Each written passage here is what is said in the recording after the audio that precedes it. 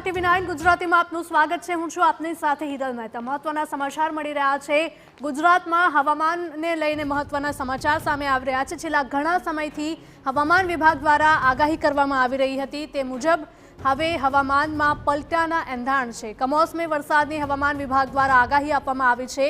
29 માર્ચથી 1 એપ્રિલ સુધીમાં માવઠાની શક્યતા છે। પવન સાથે હળવાથી મધ્યમ વરસાદની આગાહી છે।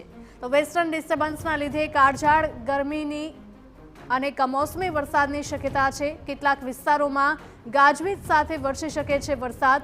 તો ઉત્તર ગુજરાત, મધ્ય ગુજરાત અને કચ્છમાં હવામાનમાં પલટો આવી શકે।